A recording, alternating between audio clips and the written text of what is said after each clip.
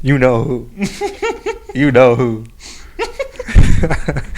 What's up, guys? Welcome back to another episode of Down Under. Today we're just going to be talking about sports world, olive in general. Might as well talk about it because we've been dry lately. Yep. I mean, if you guys saw the tweet we made today, it's with great unfortunate circumstances that we've come to an agreement to release two of our worst on this show, and we'll miss them. We wish the best to you guys and in your future endeavors, but we just thought it, as best I can't wait for those McDonald's podcasts, man. For a program and for for our program that we should move on. So, and I am Sam. I'm Hassan. So yeah, we're just going to talk a little bit about the sports world. We can talk about MLB. Let's start off. I think we'll start off on MLB, and then we'll move into talking about a little bit about the NBA playoffs, and then there's really not much talk about in the NFL. And then other than that, I really don't think there's much else. So it'll just be more of like an NBA, MLB type of podcast. But I mean, he's a Yankees fan, as you can tell by the sign. I did get him that sign, by the way. Yeah, he did give me that sign. The Yankees one. Yeah. The other one he got from auction. He got to put some of his stuff up, but he refuses to do so. So, yeah, I'll get some Twins stuff going on over here. But, yeah, he's a Yankees fan. I'm a Twins fan. So I guess we can start off with the Red Hot Yankees. Best in the league as of now. Let's open up standings. Yankees are at 29-13. We lost to the Orioles today. It doesn't matter. We'll still beat your favorite team.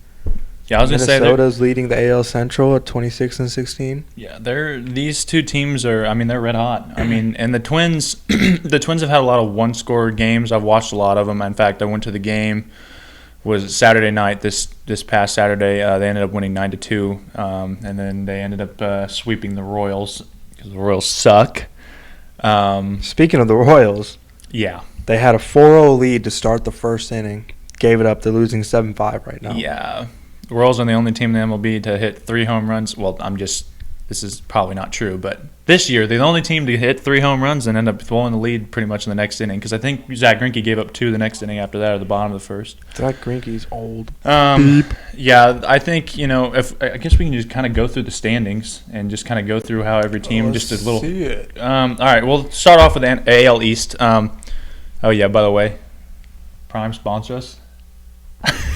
No, we stopped by the gas station, our local gas station, and this stuff it's pretty good. There's a couple flavors that are just like, It's kind of overrated. A little bit, but it's still pretty damn good. Like this flavor, best flavor. I haven't tried a lemon lime yet. I've only had oranges. No, not yet. He's a germaphobe. You wouldn't drink out of mine anyway. Yeah. All right, AL East. So New York Yankees, like we said, tearing it up. They're 500 their last 10 games. They'll be fine, though. Aaron Judge is my MVP favorite this year in the AL. I think he's got, and they also have a AL Cy Young Award finalist, I believe. Yankees fact. And that is Nestor Cortez Jr., if you haven't heard of him. No, it's not Garrett Cole. Nestor Cortez Jr. That man is on a tear. Cortez. Yeah, with the Yankees pitching with Severino, Nestor Cortez, Garrett Cole pitched really well, I think, today too, didn't he? Oh, yeah. Or maybe 2 games ago. He had 11 strikeouts through 7. Yeah.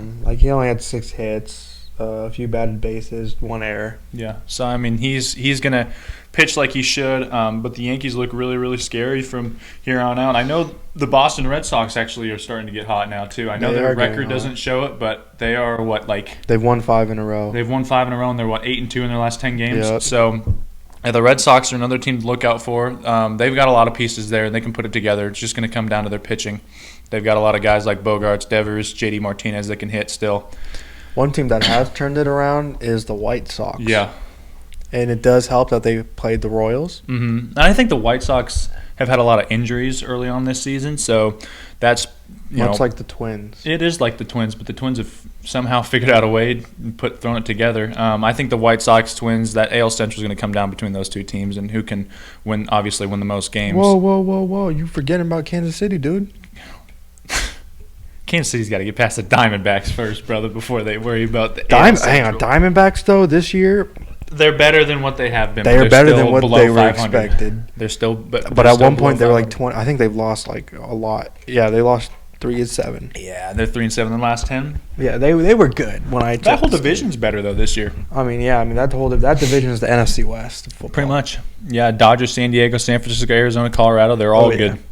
And then San Diego came out of nowhere. Yeah, San Diego's been good. Although it's crazy to me that Dodgers still have a 1-game lead. We've kind of become numb to the Dodgers and how good they've been recent. You have $1 billion in your pocket. Yeah.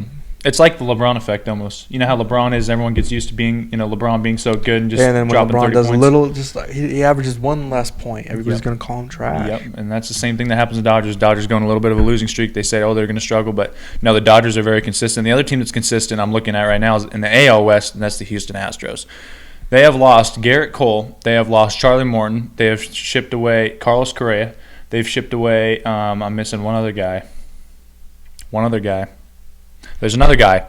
Over the past 4 or 5 years, and they have won the AL West like I think 5-6 years in a row. Angels are coming for them though. And the Angels, I'm happy are finally winning because Trout deserves a ring. I'm just going to point out, point blank period, Trout deserves a ring. I think it's going to come down to Judge, Trout, and the AL MVP race. Those are my two favorites. But I think Trout's kind of one of those guys. It's the same LeBron effect too. Like everyone's gotten so numb to how good he is in baseball. I mean, he is absurd day in and day out and continues to prove it. And obviously they've got Shohei Ohtani, the 2021 AL MVP. He's playing fantastic still. I think he's struggling a little bit hitting wise, but I don't know. I think the Angels, I think this might be the year where we see both LA teams and both New York teams in the playoffs this year. Yeah. Because the Mets are good too. Mets were leading the NL at once when the Yankees were leading the AL. Mm-hmm. All four. Was it the first time that all four teams were leading their respective divisions? Yeah. That's impressive. So yeah, this might be the year that we see both New York and LA. That finally the big market money is paying off for them. So later down the line, we'll come back to this video as we're about to come back to the playoffs video we made of the NBA. So right now, as of May 23rd, Yankees lead the East, Minnesota leads Central, Houston leads West, and Mets, Milwaukee, and Dodgers are the NL leaders. Let's see how it pans out. Yeah, it should be interesting. We can try to make a video. I'll be up in Seattle, but we'll make something, I'm sure. Maybe towards the All-Star break, something like that. That might be maybe a little bit earlier than that. So, yeah, we'll see. This should be fun this year. All right, let's head back over to the NBA. So last time we made our video, we just began round 2. Now we're pretty much near the end of round 3. Round 2, we had our predictions. That did not go well. It did not go well at all for one person here. I mean, I did say at the end of the video, I'm either going to be really happy or really play it right here. Is over, and I'll either be super sad or I'll be super happy. I told you I was going to be either really happy or really sad. Yeah, and doesn't deserve to be up here.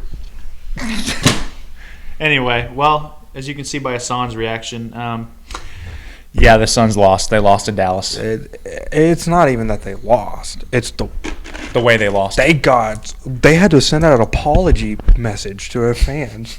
They got smacked so hard. At home. At home, Game 7.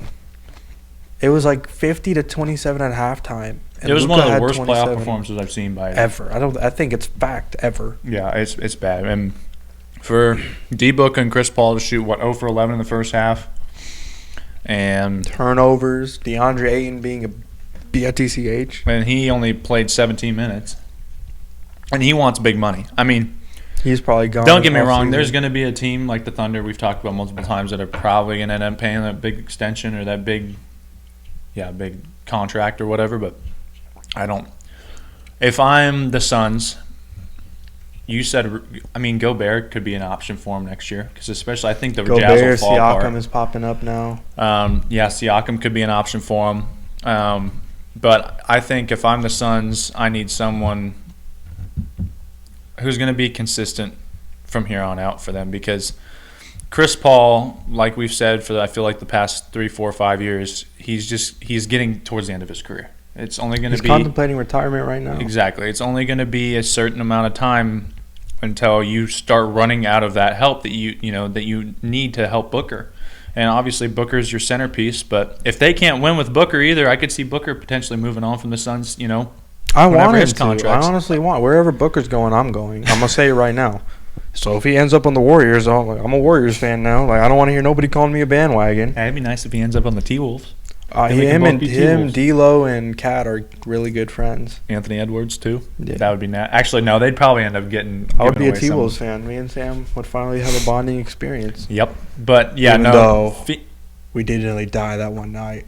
Yeah, that was another. That's another podcast idea. But yeah, so Phoenix ends up losing to Dallas 4-3. It's unfortunate, but I feel like we say this every year that hopefully Phoenix can come back next year. We won't be back. This is a Phoenix Suns diehard fan saying this. We won't be back. Yeah, Memphis. You saw what they did without their star player. Denver's only going to get better. Jazz won't be in, but I mean, you're going to have the T-Wolves will be good. Pelicans going to be up there. You're going to have Lakers are going to be back. Clippers are going to be healthy with Kawhi and Paul George. Clippers are the team that I'm excited to watch next year. Golden State's only. I mean, it's Golden State. You can't really count them out until they retire. I was going to say in Golden State, the way they're about been to win it looking, all. I was going to say that in the Western Conference Finals, they're currently up 3-0 on Dallas. They look like the Golden State dynasty. I'm going to call them a dynasty. They're about to make it to their 6th finals in 8 years, which is insane.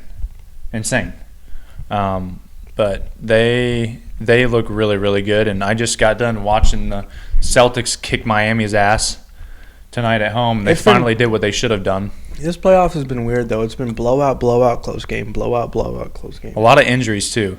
Yeah. I mean, between D-Book, between Embiid, I think, was Butler out tonight against No, Boston? Butler got hurt last game, but he's playing this game.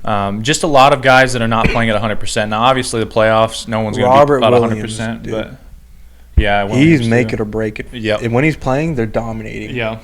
When he's not playing, they get blown out. Yeah, I feel like all four of the games in the Eastern Conference Finals has been a blowout, right? Or pretty damn close. First game was close. Second game blowout. Third game blowout. Fourth game blowout. Yeah, so it's just not. I don't think now. Obviously, down the stretch, what was the score tonight? 102 to. So second game it was a 25-point game. Third game was by 6. Another game with 20. So it's been either Miami wins close or Boston blows Miami out.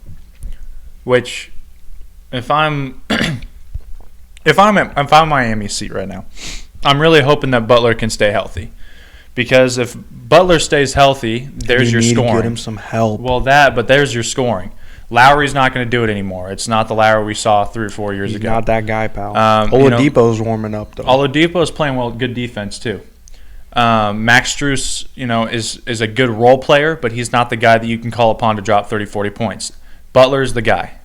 Butler's never dropped 40 points in a regular season game, but he's done it 3 or 4 times in the playoffs. He is a clutch performer, and that's just – it's in his name, it's in his blood. But if he stays healthy, that's in the best interest for the Heat. If he can't stay healthy, they're going to struggle on the offensive side. And yes, the Heat are a really, really good defensive team, but their scoring is not going to be able to keep up with Boston. Well, the thing with the Celtics is they have a chip on their shoulder. They've been expected to be in the finals ever since Brown and Tatum duked it out Game 7 with LeBron as rookies. Yeah.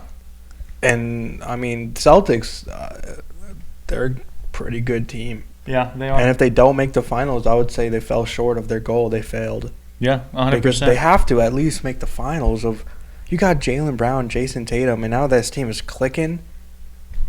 Yeah, 100%. If you don't make the finals, like if Miami doesn't make the finals, it's justifiable. But if the Celtics don't, it's like you just suck. See, I can make the argument. You can make the argument though for Miami not being justifiable either, though, because if you look at the guys that are starting, he's not having help anyway, though. That's true, but if you look at the guys that are starting right now for him, every single one of them has final experience. He's pulling that because of the bubble playoffs. I don't want to hear. No. It's a final, and it is a final, yes, but it's a final. You still have Lowry, who has been to the finals before the bubble, and he won it. And then the rest of this team pretty much has a lot of deep playoff experience. Yes, Jimmy Butler's good. Tyler Harris is not the same as he was. Duncan Robinson fell off a cliff. Yeah. Can't climb up. Bam Adebayo needs to step up. He stepped up in Game 3 and they won. Yeah, he had, 31? Yeah, and Game 4 he didn't do anything. He just kept on fouling. Yeah. Who else? Strus is just whatever, not it. Yeah, I think, the Miami's got a lot of good role players. And if they're they all just need to find a way to make it fit. Yeah, I was gonna say if they're clicking on all cylinders, they're gonna be completely fine. But I think we should do our little prediction for the finals. I've got Golden State coming out of the West. I think Golden State versus Boston, and Golden State wins in 7. Golden State, Boston, Golden State in 6. I don't think Boston hangs with Golden State. I'm sorry. Boston will be favored. I'm sure they will. As the home team. Yeah, but I can see. I don't know. I just feel like obviously it depends on Poole, but okay. I've just realized with Poole, we watched him 2 nights ago. Poole's not scoring a whole lot, but he's hitting clutch shots. He is. He's in the crunch time, and it matters. Yeah, and I think Draymond being Draymond, that defensive presence they need. They're not that big of a team. Nope. But I think the Boston Warriors final is going to be very, very intriguing to watch. Because I'm going to love it. Yeah. I mean, you've got Tatum and Brown and Smart on one side, and Smart's very defensive minded. Oh yeah. And then you've got Draymond, Curry, Clay, Poole.